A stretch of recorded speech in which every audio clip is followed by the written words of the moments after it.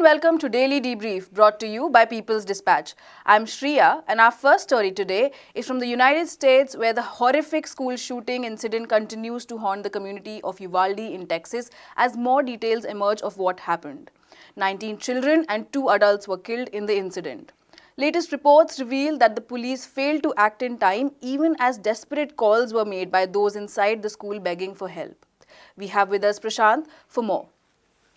So Prashant, can you tell us that what is the latest details that is emerging and how to understand these details? Right, Shreya. So as you said, one of the most shocking pieces of information that has come out is the fact that the police personnel were in the vicinity of the school, Rob's elementary school, but despite the fact that calls were coming to 911, the police commander determined that this was not an active shooter situation, that the shooter was kind of barricaded, and so they did not go inside. And it's for quite a long time, maybe 20-25 minutes was this interval where this decision was taken before the police forces or security forces went inside.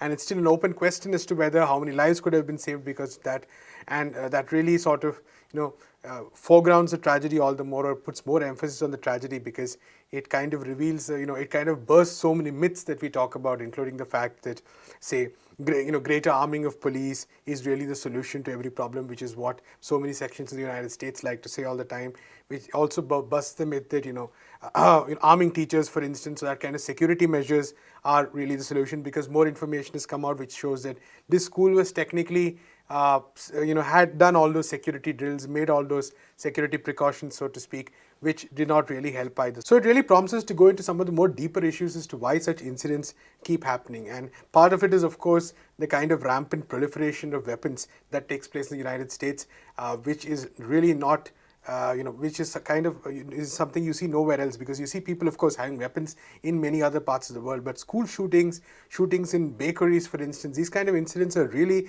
unique to the United States. It talks about a larger culture of violence which you see in the United States. Is perpetrated every aspect. It's perpetrated internationally, it's perpetrated in its media, it's perpetrated domestically, it's perpetrated in its incarceration system. Nearly 2 million people who are prisoners, some of the largest prison population in the world. So all of these are very interconnected, and I think sometimes it's very wrong to see, and this is something many observers have pointed out, that it's really wrong to see this as just one isolated incident, which is what we often do, in the sense that there is this tendency to see this as just the work of some evil person, so to speak, and we'll come to that when we talk about the next issue. It's tempting to see this as the work of just some evil person, but there's far more structural issues at play here. The fact, of course, that this Uvalde was also a very heavily minority-dominated community, a large number of Hispanic population actually. But more importantly, I think the key question here, which again both the Republicans and the Democrats, which the institution of the United States has failed to sort of address, is really that how do these incidents continue to keep happening? How is it that people have access to these kind of weapons? What is the kind of mentality that sort of ensures that this keeps happening? It's not a one-off incident. And we saw a similar shooting in Buffalo just a couple of weeks ago as well, which was a clearly white supremacist, again 18 years old, just like the shooter here, targeting black people. Very different incidents, of course, but all of this I think foregrounding some of these larger questions which are really not answered by those in power in the United States, who choose to sort of respond to each incident as though it's just some kind of horrific tragedy which nobody really had control over. And I think these questions need to continue, and the people need to keep asking these questions. Popular people's movements need to keep asking these questions. We know that in the left, there's been a lot of proposals and suggestions, a mixture of laws, of course, which are very essential, a mixture of targeting the gun lobby, a mixture of, say, community-based, approaches to addressing these kind of issues, none of which are really implemented, because the knee-jerk response from both the right and the left, the Republicans and the Democrats here, in this case, is to just double down on what are essentially cosmetic measures, certain kinds of gun control laws which don't really necessarily work, beefing up police budgets, which this is yet another example of how often it does not really make sense at all, and sort of strengthening this culture of violence both nationally and internationally, which is really, again, absolutely not a solution. So all these things kept in mind, I think this is yet one other major question to the US, the country as a whole, to the political establishment, which unfortunately they don't really seem to be in a position to answer. You know, Prashant, now that you mention it, it's interesting how the National Rifle Association, it held its conference in the same state of Texas where this has happened. And why do you think US is finding it difficult to implement gun control measures? Right. So there are multiple issues. Of course, one larger question which we can't really discuss here is, how exactly do you implement the right kind of effective gun control laws? But we also really have to talk about the National Rifle Association, because that's a big part of this whole problem as well. And as you said, it's kind of shocking that the NRA held its convention, its conference in Texas, not very far from where the shooting took place. You had Donald Trump speaking, you had Ted Cruz speaking, you had a number of Republican grandees kind of coming and speaking, and all of them doubling down on this argument that what this incident tells you is that we need more weaponizing. What this incident tells you is that we need teachers who are armed, which is kind of incredible when you think of what's happened. And all you need is certain stronger security measures, which time and again, like we saw, are not really sufficient. And again, doubling down on this argument that this is just the work of some evil people who kind of do these kind of evil deeds, and the vast majority of people are good people, and therefore they should be allowed to own weapons. And this is the argument the NRA has been pushing for decades. We know that the NRA and the gun lobby in general has got a huge amount of congressional backing. Its power has slightly declined in recent times, a little bit maybe because of its funding being declining, but we know that if you look at some of the laws in the United States, there's a lot of protection that it's offered. For instance, there's this Protection of Lawful Commerce and Arms Act, which was passed in 2005, which gives gun manufacturers and dealers a large amount of immunity against lawsuits when such incidents happen. And in addition to this law, which is a federal law, many 35 states have also sort of implemented legislation which again strengthens this kind of immunity. So I think for people's movements, a big question is really how do you sort of address the kind of power that this gun lobby sort of has on, or the stranglehold this has on politics in the United States, especially the Republican Party, because it's so essential to break this narrative of, this is all just about a few bad eggs.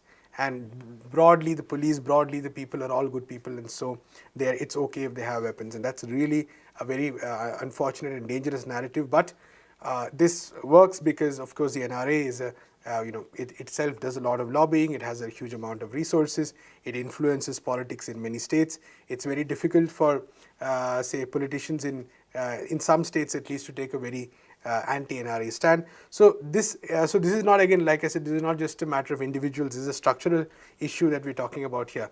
And unless that's addressed, there is no real solution, because the NRA and those arguing for it are completely, they're not going to back down on this issue, because just 3 or 4 days after an incident takes place, when people can gather, when a former US president can come and say that, hey, this is, this shows that we need more people need to have guns, that is really, really a dangerous argument that we're talking about.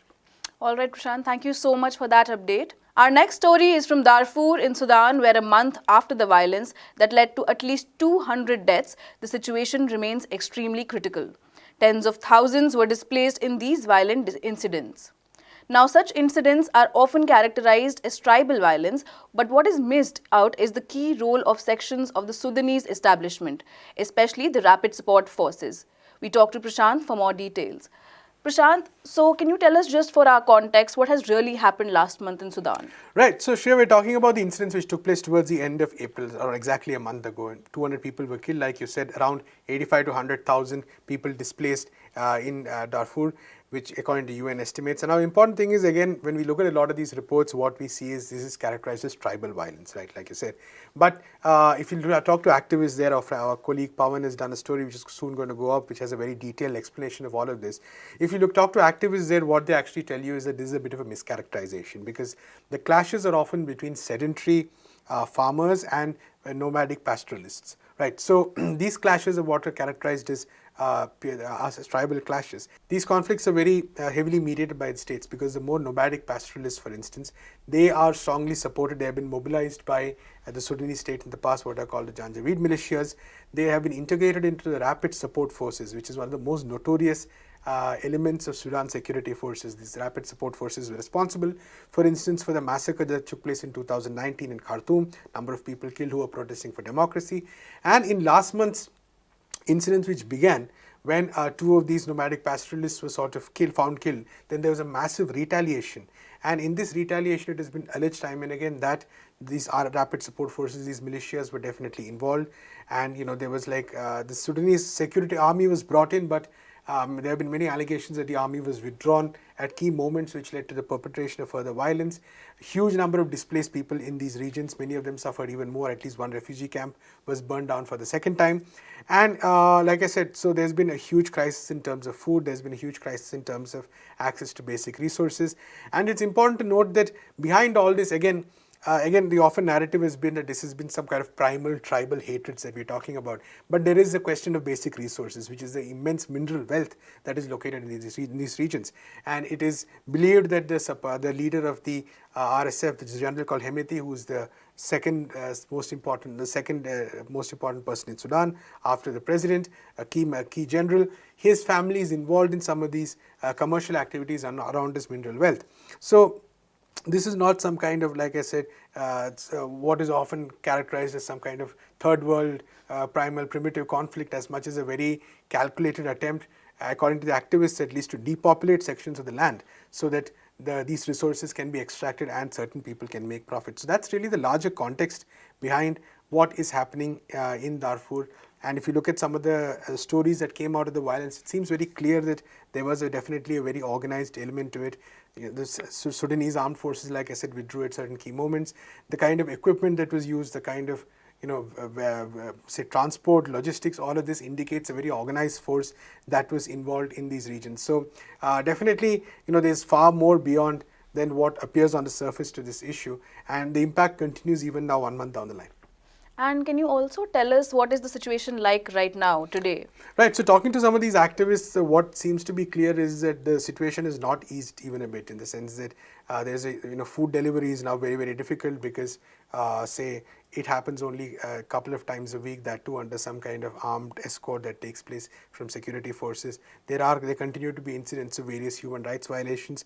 And more importantly, I think one key issue is that there is a deep sense of fear and hopelessness stemming from the fact that the people there feel that those who are responsible for these violence have now even more power. We do know that in Sudan in October 2021 there was a coup where the military led by General Abdel Fattah al-Burhan overthrew transitional civilian military government that was there. In some senses they overthrew their own government and took complete power over. So ever since that time there have been reports that the situation in Darfur has actually worsened. And this is also because of the fact that the people who are supposed to investigate, or people who are supposed to control violence, are also associated with the people who are committing these violent acts, right? So that situation is very much causing a huge amount of fear. We also know that in 2021, an African Union UN force, which was sort of tasked with maintaining the peace, had withdrawn from that region as well. So that has further contributed to the kind of crisis. Activists say there that before this military coup of October 2021, violence was there, but at least there was some more chronicling of the data, there was some more sense of accountability. Now that has completely disappeared because of the kind of forces that are in power in Sudan. So very, very difficult situation right now as far as Darfur is concerned. There is no real clarity about, no real way forward for those people who are displaced in large numbers over there. There was something called the Juba Peace Accords, which was supposed to actually bring peace to the region, where the former militant groups which were fighting against the government and the government signed a peace deal together. But many activists and organizations there say that the needs of the internally displaced people were never considered, and so it has basically given a complete free rein to lawlessness, a complete free rein to these militias to continue their activities. There's complete chaos there. So very difficult situation there. They have been demanding international action. They have been demanding some kind of a government which is composed of people not associated with these sections of the military. But right now, considering the overall situation in Sudan, that seems very difficult, because the Sudanese government has sort of maintained a kind of vice-like grip on this military government has maintained a vice-like grip on the power structure. It has refused to engage with the mass protesters who have been demanding a return to democracy, and this is also playing out in its own way in Darfur as well. Thank you so much, Prashant, for being with us on the show today. In Paris, two major sporting events are happening tonight. The final of the UEFA Champions League, the Continental Club Football Championship for men, will be played between English club Liverpool and Spain's Real Madrid. And the French Open, the most high-profile clay court tennis tournament, enters its first weekend. Sports writer Vaibhav Raghunandan joins us for an update. So, welcome to the show, Vaibhav. Can you tell us what's the latest on these shows and what are we expecting tonight? So tonight is the Champions League final. In fact, by the time this goes out, people who are watching, they may already know the result. It's between two clubs that have actually met at this stage before, a few years back, Liverpool and Real Madrid. Both of them are really two of the biggest clubs in the world right now. Real Madrid have forever been the biggest club in the world, and Liverpool are slowly becoming a really big mainstream attraction. And it's a big deal also because there is one club in decline which has a lot of older players, and the other one has got a lot of young stars who are really coming up and are the future of football. And it's also a clash of ideologies because there is one Liverpool, that is, who play a really attacking, fearless brand of football, and they have relied on young players to really create and base their identity on. And Real Madrid have for years, and even now, this season especially, have relied on three players, three really old stalwarts. And when I say old, in sporting terms, they're like grandfathers. And that is Karim Benzema, Toni Kroos, and Luka Modric. So it boils down to these three old guys against a really young squad.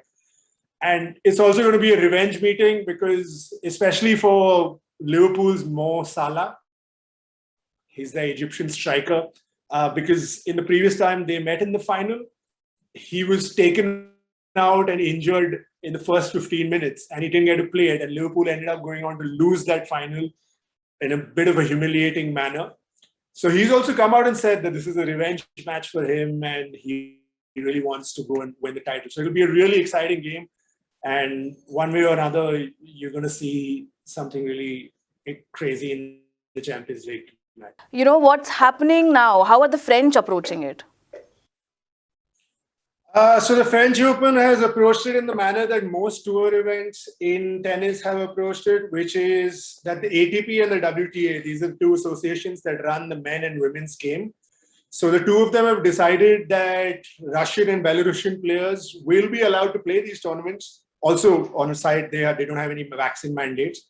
But yeah, I mean, these guys will be allowed to play the tournaments, but their flags and their nationality will not be displayed. Which in any case, in tennis, to be honest, like at the professional level, on a day-to-day basis, their nationalities make very little difference to what they're playing.